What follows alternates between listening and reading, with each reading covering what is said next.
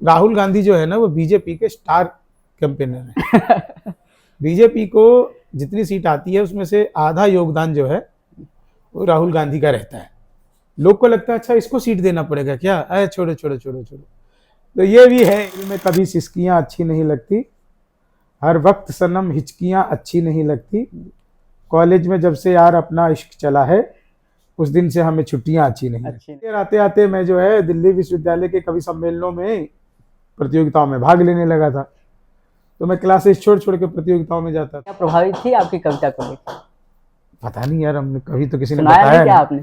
सुनाते बहुत थे लेकिन बताया नहीं किसी ने कभी। आते आते मुझे पता ही नहीं था कि प्रेम प्यार जैसी कोई चीज होती है। मतलब कि ठीक है लड़कियां थी अच्छी लगती थी, लेकिन उनके लिए कुछ करना है, उनके साथ टाइम बिताना है, ऐसा हम तो देखिए जहां भी जाते हैं हम धोती कुर्ता पहन के जाते हैं। अपनी बातों से लोगों को पता चल जाता है कि ये बिहार का है। तुम तोड़ो वादा और हम निभाते रहेंगे, नाराजगी ऐसे भी हम जताते रहेंगे, जब तक नहीं आते हैं 15 लाख खाते में तब तक तुम्हें मोदी जी हम जिताते रहेंगे। नमस्कार, आप सभी देख रहे हैं दी जोश टॉक्स विथ उत्कर्ष, और आज दी जोश टॉक विथ उत्कर्ष का पहला एपिसोड है। और हमारे साथ बात करने के लिए हमारे देश के अंतर्राष्ट्रीय कवि श्री शंभू शिखर जी मौजूद हैं। आपका बहुत बहुत स्वागत है सर। धन्यवाद उत्कर्ष। सर, आपका जन्म बिहार के मधुबनी जिले में हुआ और उसके बाद आप दिल्ली आते हैं। दिल्ली आने पे एक छात्र के मन में भी और एक परिवार के मन में भी होता है, और हम प्रायः देखते भी हैं कि बिहार से आने वाले जो छात्र होते हैं वो कहीं कहीं यूपीएससी के तरफ जाते हैं जी। और आपने दिल्ली विश्वविद्यालय से अपने स्नातक और प्रस्नातक की पढ़ाई की पूरी। उसके बाद आप कवि के रूप में आप अपनी एक भूमिका को तय करते हैं और लाल किले से लेकर दुबई तक अपना परचम लहराते हैं अपने काव्य पाठ को लेकर। कहीं ना कहीं आपको लगता नहीं है कि आपने वो यूपीएससी वाला जो एक होता है आपने वो छोड़ दिया, या मिस करते हैं कभी? नहीं, कभी नहीं करता मैं। दरअसल कभी मेरा ध्यान भी नहीं गया उसकी तरफ। आपको लगेगा बड़ा अजीब सा, लेकिन मुझे कभी पता ही नहीं चला कि यूपीएससी भी करने की कोई चीज़ होती है। दरअसल मैं नौकरी नहीं करना चाहता था, कभी भी मेरे मन में ये इच्छा नहीं जगी कि मुझे नौकरी करनी चाहिए। और रही बात कवि बनने की, तो मैं जब स्कूल में पढ़ता था तो मेरे स्कूल में एक कवि सम्मेलन हुआ था। उस कवि सम्मेलन में कुछ कवियों ने इतना अच्छा पढ़ा कि मुझे उनको देख करके बड़ी प्रेरणा मिली। फिर मैं थोड़ा थोड़ा लिखने लगा। जब मैं दिल्ली विश्वविद्यालय में आया तो मैंने एक दिन एक नोटिस बोर्ड पे लिखा हुआ देखा, स्वरचित कविता पाठ प्रतियोगिता। मैंने उसमें पार्टिसिपेट किया और धीरे धीरे वो मुकाम होते हुए बहुत सारी जगहों पे, मतलब मेरे लिए गर्व का विषय है कि मैंने लाल किले का कवि सम्मेलन, जिसको हम गणतंत्र दिवस कवि सम्मेलन के नाम से जानते हैं, ये बहुत बड़ा कवि सम्मेलन होता है जिसमें देश भर से चुने हुए कवियों को ही बुलाया जाता है। मेरे लिए गर्व का विषय था कि मैंने बिहार का वहां पर प्रतिनिधित्व किया। बिहार का प्रतिनिधित्व करते हुए मैं न केवल दुबई बल्कि अमेरिका भी गया। अमेरिका में जो मुझे सौभाग्य ये मिला कि मेरी एक नाट्य संग्रह चांद पर प्लॉट, तो मेरा नाट्य संग्रह चांद पर प्लॉट है, वो अमेरिका में उसका इनॉग्रेशन हुआ। अमेरिका के भारतीय वाणिज्य दूतावास न्यूयॉर्क में उसका हमारे एम्बेसडर साहब ने उसका इनॉग्रेशन किया, जो अपने आप में एक बड़े गर्व का विषय है। और गर्व इस विषय का नहीं है, गर्व यह है कि मैं बिहार का एक व्यक्ति जो बिहार के नाम को लेकर के पूरी दुनिया में जाता हूं। और अभी मुझे अमेरिका जाना है लगभग 45 दिनों के लिए, जहां पर मुझे 25 स्टेट्स में प्रोग्राम करने हैं। मैंने बिहार के नाम को लेकर और पूरी दुनिया में गया। मैं बहुत सारी कंट्रीज, आप सोचिए कि मैं लगभग 35 देशों में जाकर के अपना काव्य पाठ कर चुका हूं। और ये सब कुछ बस होता चला गया। मैंने अपनी भूमिका कवि के रूप में तय करने का सोचा नहीं, बस ये हो गया। जो मैं सोचता हूं वो मेरी भूमिका अलग है।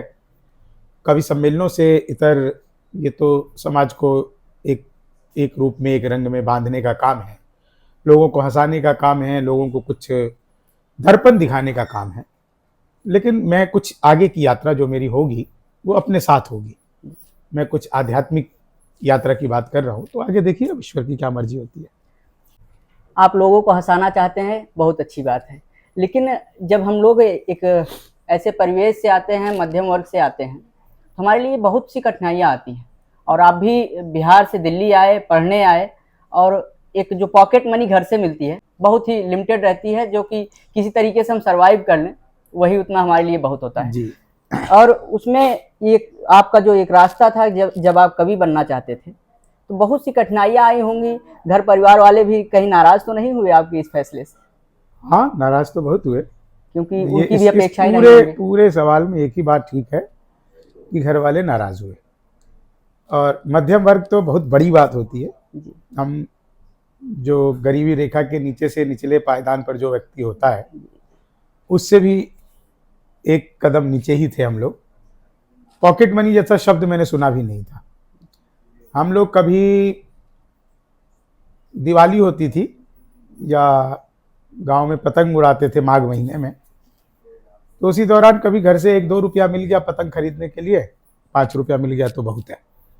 ऐसा कि पॉकेट मनी जैसी कोई चीज़ होती है, तो मुझे बहुत बाद में पता चला कि बच्चों को कुछ 10-20 रुपया उनके माँ बाप हफ्ते में या रोज या जैसा भी उनके खर्चे के लिए देते हैं कि वो चॉकलेट टॉफ़ी कुछ ले सके। तो ऐसा तो मेरे साथ ये शब्द ही नहीं था, पॉकेट मनी जैसी कोई चीज़ ही नहीं थी। और ये कि संघर्ष जो है उसको मैंने कभी काउंट नहीं किया कि क्या, मतलब कि सब मेरा लर्निंग प्रोसेस है। मैं आपको सच बताऊं, मतलब गरीबी तो बहुत ज़्यादा रही, उसको शब्दों में क्या कहें, लेकिन उसने मुझे कभी विचलित नहीं किया, क्योंकि आप जो नहीं हैं, अगर आप वो बनना चाहेंगे तो आप यकीन मानिए कि फिर आप परेशान होंगे।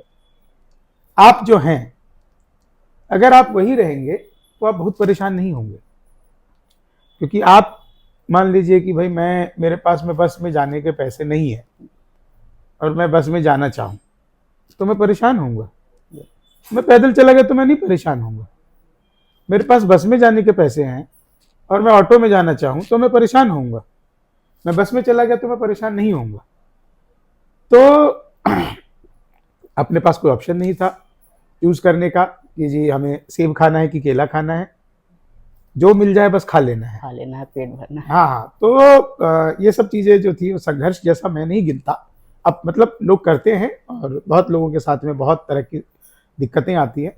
ऑब्वियस सी बात है, मेरे साथ भी बहुत दिक्कतें आई होंगी, लेकिन उसको मैंने कभी भी गिना नहीं, क्योंकि मुझे आने वाला कल दिखता है, आज मुझे अभी भी नहीं दिखता है। आज तो कवि सम्मेलन से बहुत सारी चीज़ें प्राप्त हो गई, जो कुछ भी है मेरे पास, और कोई काम नहीं है। और सामाजिक रूप से भी मैं बहुत जुड़ा हुआ हूँ। आप भी पिछले 1-2 घंटे से मेरे साथ हैं, आपने भी देखा कि लोगों के कई तरह के फ़ोन आते हैं, कई काम के फ़ोन आते हैं, जिससे भी जो बन पड़ता है सबके लिए हम कोशिश करते हैं कि कुछ कुछ करें। तो वो एक्चुअली ये मेरा चॉइस है, ये मेरा चॉइस है। हाँ चॉइस है। ये मेरा वो नहीं है कि मुझे जो है ना ये कंपल्शन नहीं है, ये मेरा चॉइस है। अब जो मैं कवि बना वो भी मेरा चॉइस है, कंपल्शन तो बिल्कुल भी नहीं था। जब मैं ग्रेजुएशन कर रहा था तो मेरे भाई साहब ने एक नौकरी ढूंढ के दे दी मुझे सिंगापुर टूरिज्म में, और वो अभी खुद भी सिंगापुर एम्बेसी में है, पिछले 30-35 सालों से उसी में है, वो 40 साल से ज़्यादा हुए होंगे। और मुझे उन्होंने ढूंढ के दे दिया एक नौकरी कि तुम सिंगापुर टूरिज्म का, नया नया ऑफिस खुला था नेहरू प्लेस में, वहाँ पे बैठो और अच्छी खासी सैलरी थी, और सब कुछ सिंगापुर टूरिज्म बोर्ड का अगर कुछ होगा तो ऑब्वियस सी बात है कि सब कुछ बेहतर रहेगा। लेकिन मैंने नहीं किया क्योंकि वो मेरा चॉइस नहीं था। तो इतना मुझे पता था 10वीं क्लास के बाद कि एक होता है चॉइस, एक होता है ऑप्शन, और एक होता है कंपल्शन। कंपल्शन जो है ये भी कई बार जरूरी हो जाता है, लेकिन इत्तफाकन मैं कभी भी कंपल्शन के मामले में फंसा नहीं कि भाई अब जैसे मान लो कि अब माता पिता दोनों नहीं रहे, तो मेरे पास चॉइस या ऑप्शन नहीं है कि मैं अपने परिवार का ध्यान रखूं कि नहीं रखूं। वो कंपल्शन हो गया। ये कंपल्शन है कि मुझे अपने परिवार का, अपने बहनों का, अपने भाइयों का, अपने भांजों का, अपने भतीजों का मैं ध्यान रखूं, क्योंकि अब मेरे गार्जियन नहीं है। ये मेरा कंपल्शन है। लेकिन मैं नौकरी करूं या मैं कवि सम्मेलन करूं, ये मेरा चॉइस है। समझ रहे हैं मैं क्या कहना चाह रहा हूँ। तो दरअसल मेरा जीवन जो है वो चॉइस में मेरा जीवन चल रहा है, और आप समझ सकते हैं कोई व्यक्ति अगर अपनी मर्जी की जिंदगी जीता है तो खुशी रहता होगा। कितनी मस्ती में रहेगा। हाँ हाँ, बिल्कुल बिल्कुल। आज आपको फेम मिला, लोगों की प्यार मिले, फॉलोअर्स मिले, सब कुछ मिला। कुछ लोग होते हैं प्रतिभा होती है, लेकिन आप जैसे चॉइस की बात कर रहे हैं, वो किन्हीं ना किन्हीं कारण बस चाहे पारिवारिक जिम्मेदारी, कुछ ऐसी समस्याएं, आर्थिक समस्याएं, जिसके नाते उनकी प्रतिभा दब जाती है। ऐसे लोगों के लिए आप क्या कहें? नहीं होता ऐसा, ये सब बहानेबाजी है। एक बात समझ के चलिए, अगर आपके अंदर प्रतिभा है जी तो वो कहीं ना कहीं से अपना रास्ता निकाल के आ ही जाती है।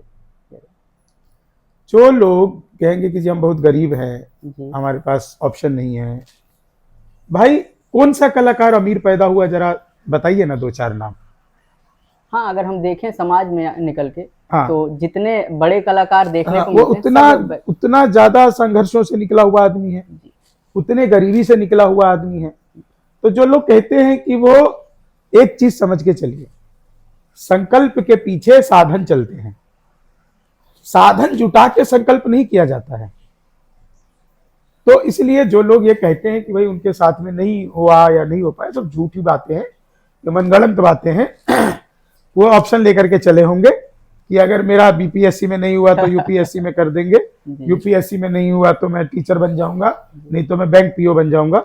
ये सब वो लेकर के चले होंगे, फिर वो कुछ नहीं बने होंगे। राह पकड़ तू एक चला चल, पा जाएगा मधुशाला। आपको तब कैसा महसूस हुआ जब पहली बार आपको घर वालों ने एक स्टार के रूप में, एक कॉमेडियन के रूप में, या एक कहें कि कवि के रूप में पीठ थपथपाई? कुछ महसूस ही नहीं हुआ, क्योंकि उनको ये मौका ही नहीं लगा। एक्चुअली क्या है कि आप कुछ होते हैं जी तो आप किसी को जताते हैं तभी आप होते हैं। जी आप पिछले 2 घंटे से 3 घंटे से 2 घंटे से मेरे साथ हैं, 1.5-2 घंटे से। जी इतनी देर में आपको एक बार भी लगा कि मेरे अंदर स्टार वाले कोई गुण हैं, जी कुछ भी है? आपकी सरलता ही आपको हमेशा नहीं, साथ हम में। ऐसे ही हैं। ये सरलता नहीं है। हमारे गुरुजी ने एक बात हमें सिखाई थी, सफलता को संभाले रखने का एक ही मंत्र है, वो है विनम्रता। अगर आपके पास विनम्रता नहीं है तो आप सफल होकर के भी असफल रहेंगे। तो मेरे घर वालों को, मेरे मित्रों को कभी महसूस ही नहीं हुआ कि मैं कोई स्टार हूं, लोग जानते हैं। मैंने होने ही नहीं दिया। इस तरह का जीवन मैंने जिया ही नहीं कि किसी को ये महसूस हो कि मैं उनसे अलग हूं, समथिंग इज डिफरेंट, कुछ अलग है, ऐसा नहीं। तो ऐसा कभी हुआ ही नहीं। ये इसका एक उदाहरण है, मैं आप सभी को बताना चाहूँगा। 3 साल पहले हमारी भैया से पहली बार भेंट हुई, और हम लोग 3 घंटे तक एक दूसरे के साथ रहे, एक दूसरे के सामने रहे। हम लोग एक भोज में थे और खाना पीना सब साथ हुआ। उसके बाद भी, जाने के बाद मुझे पता चला, जब भैया जा रहे थे और कुछ ऐसी बातें हुई जिसके नाते बाद में पता चला, और मैंने गूगल किया तो मैंने कहा कि एक ऐसे व्यक्ति के साथ, जिसके साथ लोग इतना अच्छा महसूस करते हैं अगर बैठते हैं या मिलते हैं, और मैं 3 घंटे तक रहा, लेकिन इनकी सरलता या विनम्रता का कोई जवाब नहीं।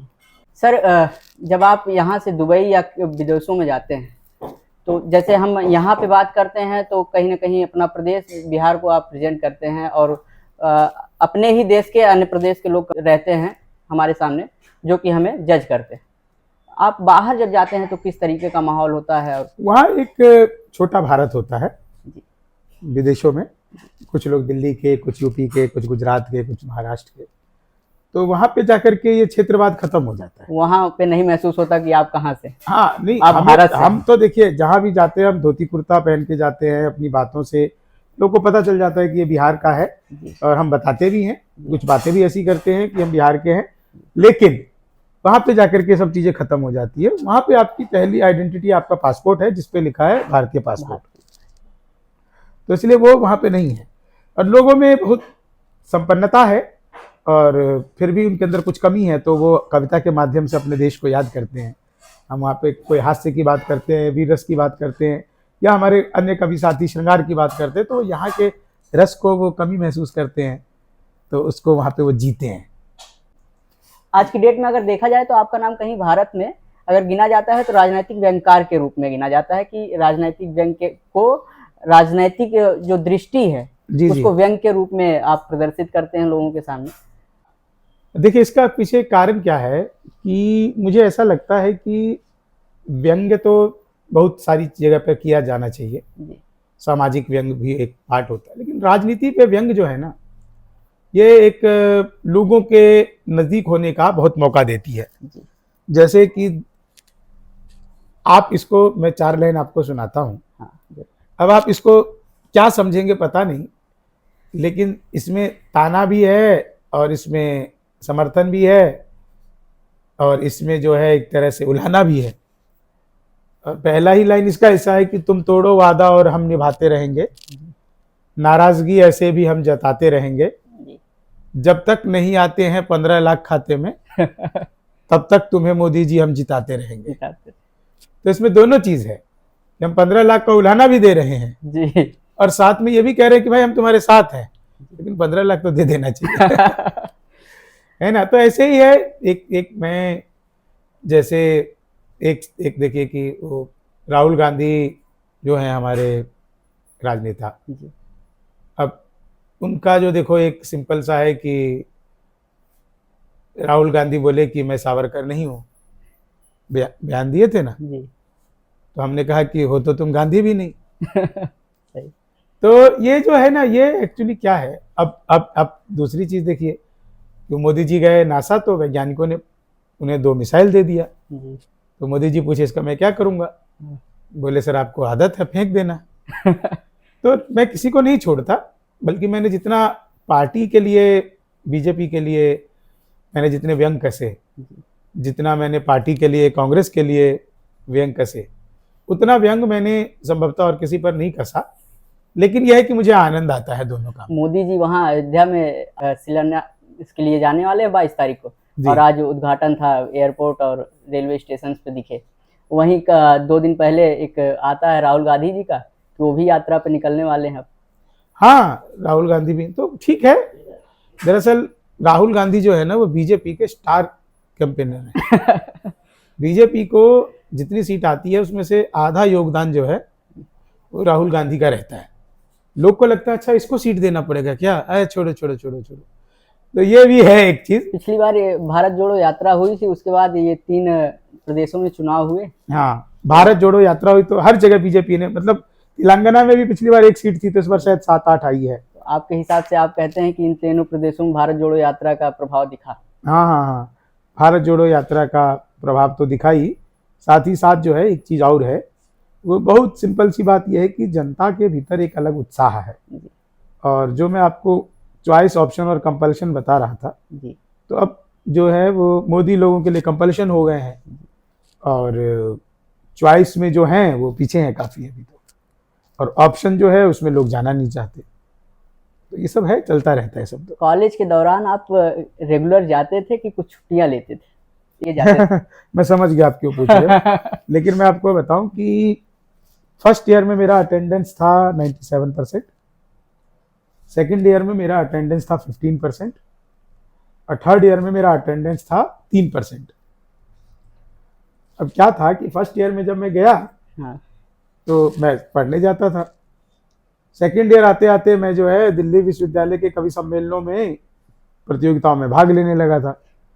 तो मैं क्लासेस छोड़ छोड़ के प्रतियोगिताओं में जाता था, और थर्ड ईयर तक आते आते मैं इतना कुख्यात हो गया कि हर जगह पहुंच जाता था। कवि सम्मेलनों में भी जाने लगा था और साथ ही साथ कंपटीशन में जाता था। तो पढ़ाई लिखाई का समय ही नहीं मिलता था मुझे। लेकिन सच्चाई ये भी थी कि उसके बावजूद मैं बहुत अच्छे नंबर लाता था, और आज के जैसा नहीं था माहौल कि आपका अटेंडेंस कंपलसरी है। अटेंडेंस कंपलसरी था, लेकिन हम कल्चरल सोसाइटी के बच्चे थे और हम दिखाते थे अपने टीचरों को कि भाई हम इस काम के लिए जा रहे हैं। प्राइज भी जीत करके लाते थे, तो हमारा अटेंडेंस उसमें हो जाता था। आपकी एक कविता हमने सुनी थी, तो वहीं से मेरे मन में प्रश्न उठा। हाँ, आपने उसमें कहा था कि बच्चे जो है अगर कॉलेज की छुट्टियां कम कर दें तो आप समझिए कि कहीं ना कहीं वो, हाँ, वो ऐसा था कि महफिल में कभी सिसकियां अच्छी नहीं लगती, हर वक्त सनम हिचकियां अच्छी नहीं लगती, कॉलेज में जब से यार अपना इश्क चला है, उस दिन से हमें छुट्टियां अच्छी नहीं लगती। अच्छी नहीं लगती। जी जी जी। कल ही मैं सुन रहा था तो मुझे लगा कि आपका ये प्रश्न अगर पूछेंगे तो हमको एक और राज पता लगेगा। आप मोतीलाल नेहरू कॉलेज से पढ़े हुए हैं और Motilal Nehru college south campus से आता है और साउथ कैंपस में सत्या निकेतन बहुत मशहूर है। जी जी। कुछ आपकी वहाँ यादें पे हम रही? रोल खाने जाते थे, वहाँ पे अभी भी मिलता है, बहुत अच्छा पनीर रोल मिलता है, जी तो हम लोग वहाँ पे रोल खाने जाते थे। और मैं आपको सच बात बताऊं, जो आप पूछ रहे हैं वैसे आपको बड़ा हैरानी होगा कि मैं कॉलेज में पढ़ता था, कविताएं लिखता था, लेकिन एमए सेकंड ईयर तक आते आते मुझे पता ही नहीं था कि प्रेम प्यार जैसी कोई चीज होती है।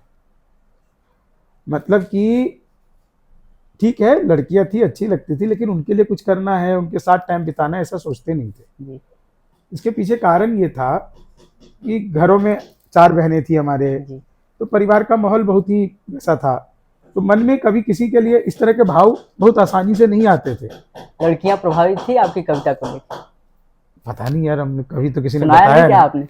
सुनाते बहुत थे लेकिन बताया नहीं किसी ने कभी। पोस्टों में आपकी दिख जाती हैं आपके साथ की अब तो बहुत सहयोगी चीजें बदल कवित्रियां, गई है, और अब तो बहुत चीजें बदल गई है, लेकिन अब स्थिति वैसी है नहीं वो। अब स्थिति वैसी नहीं। जी जी जी जी। हम देखने को पाते हैं कवि के साथ साथ आप लेखक की भी भूमिका निभाते हैं। जी कुछ आप अपने लेखनी के बारे में हाँ, बताएं। देखिए एक्चुअली क्या है कि सबसे पहले तो मेरी एक किताब आई थी जिसका नाम है सिलवटों की महक। जी उसमें मेरी गज़लें थी, जी और सबसे पहली मेरी गज़ल संग्रह आई थी। फिर उसके बाद एक किताब मेरी आई सन्यासी योद्धा, जी स्वामी विवेकानंद की जीवनी उसमें। जी जी फिर उसके बाद मेरी तीसरी किताब जो है वो आई बात पते की, जिसमें लघु कथाएं थी। फिर उसके बाद मेरी अगली किताब आई लॉकडाउन की कहानियां, जी जो लॉकडाउन में जो सब चल रहा था वो। फिर उसके बाद मेरी अगली किताब आई ऑर्गेनिक लव, ये मेरा लघु उपन्यास था। और अभी फिलहाल में जो मेरी किताब आई है वो, उस किताब का नाम है, बहुत आसान सा नाम है, चांद पर प्लॉट। जी। इसमें व्यंग संग्रह है, और हमने इसमें लगभग 12-13 व्यंगों का संग्रहण किया है अपना, और एक अच्छा बन चुका है वो। तो एक्चुअली क्या है कि मैं खाली कविताएं नहीं लिखता, जी मैं और भी चीज़ों पर अपनी कलम चलाता रहता हूँ। मुझे ऐसा लगता है कि खाली आपको नहीं बैठना चाहिए। जी जरूर। खाली बैठने के लिए तो समय है, आप बीमार हो जाइए तो आप बैठ जाइए, नहीं तो आपको कुछ ना कुछ करते रहना चाहिए। ईश्वर ने बहुत समय दिया है, कुछ ना कुछ होता रहता है इसमें। तो मुझे लगता है कि कुछ अच्छे अच्छे करते रहना चाहिए, क्या पता कुछ ज़्यादा बेहतर भविष्य को आपसे मिल जाए। ईश्वर जिसको कला देता है ना, उस कला के साथ अगर आप न्याय नहीं करिएगा तो अगले कई जन्मों तक ईश्वर आपको उस कला से वंचित कर देता है। तो उसके साथ में आपको न्याय करना चाहिए। 500 वर्षों का जो एक लंबा समय था श्री राम मंदिर के निर्माण का, राम जन्मभूमि के निर्माण का, वो पूरा हुआ। 22 जनवरी को शिलान्यास होने वाला है। बहुत ही गौरव का पल है हमारे लिए, और शायद आप भी हो सकता है जाएं उसमें। जी, मैं इत्तेफाक से मैं जा नहीं पाऊंगा क्योंकि मेरा कार्यक्रम कहीं और है। मेरा अपना ही कार्यक्रम है जिसमें मैं एक पास के सोसाइटी में पूरा राममयी उसको हम लोग कर रहे हैं, और कवि सम्मेलन भी उस दिन रहेगा। लेकिन हम सब के लिए बहुत ही गर्व का विषय है, पूरे सनातन के लिए ही नहीं, पूरी मानवता के लिए, क्योंकि राम किसी एक धर्म के नहीं है, वो जो है वो पूरी मानवता के लिए है। तो पूरे मानव के लिए जो है ना, ये बहुत गर्व का पल है।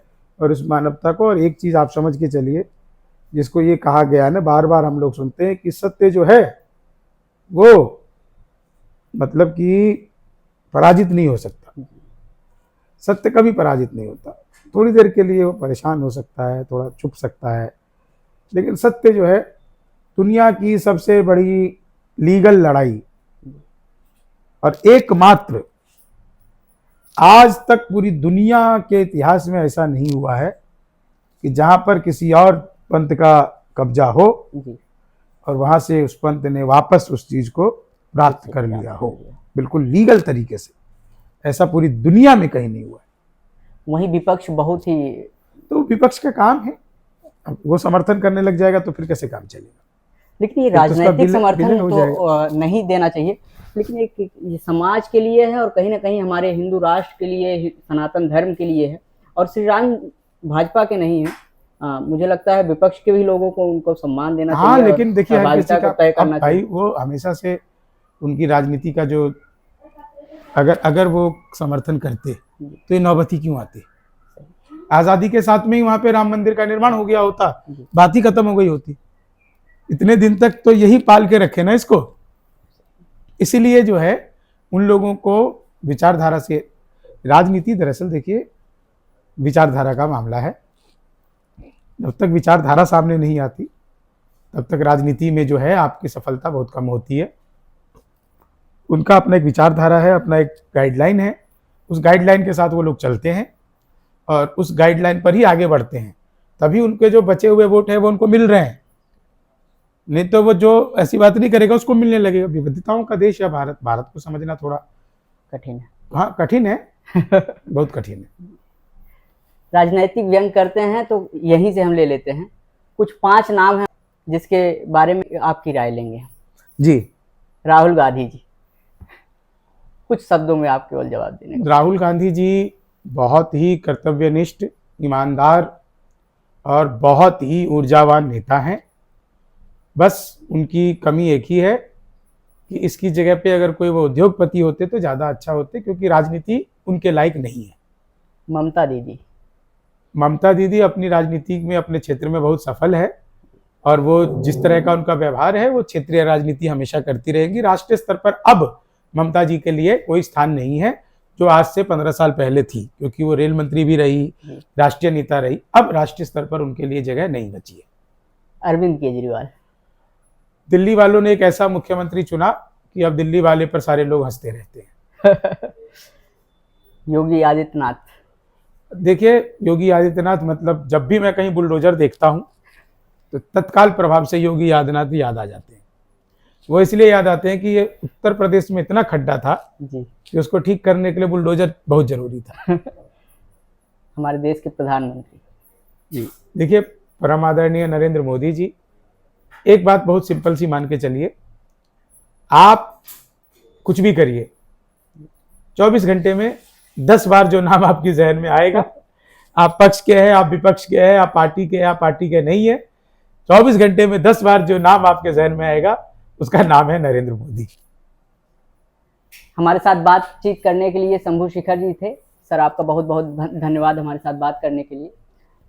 सर की कहानियाँ, सर के उपन्यास, सर की कविताएं हमें हमेशा प्रेरित करती रहती हैं, हमारा मार्गदर्शन करती रहती हैं, वो चाहे व्यंग के रूप में हो, चाहे उपन्यास के रूप में हो, चाहे गीत के रूप में।